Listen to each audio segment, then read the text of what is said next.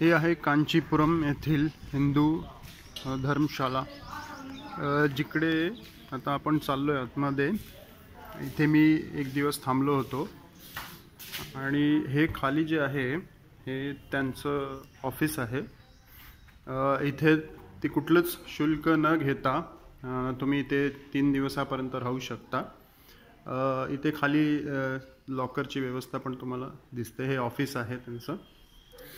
आता आपण वरती जाऊया।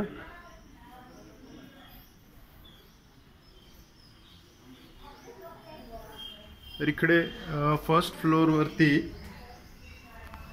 आता आपण जातोय आणि इथे महिलांसाठीचा एक कॉमन रूम आहे, जिथे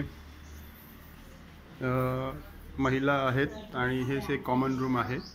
आणि अजून एक वरच्या बाजूला सुद्धा एक रूम्स आहेत आणि कॉमन एरिया आहे। हे आहे सेकंड फ्लोअरला। आणि इकडे आपण बघू शकतो कपडे धुवायची व्यवस्था आहे। आणि हे आहेत मालक हिंदू धर्म शाळेचे आणि खूप चांगलं काम करतात। इथे आपण बघू शकतो इकडे आरो वॉटरची व्यवस्था आहे, टॉयलेट आहे, बाथरूम आहे, इथे रूम आहेत आणि इकडे त्यांचं मॅनेजमेंटची रूम आहे। आणि अशी सगळी ही इकडे व्यवस्था आहे।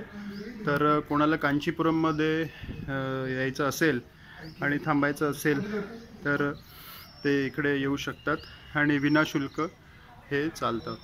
तर भारत माता की जय, जय हिंद, जय महाराष्ट्र आणि जय श्रीराम।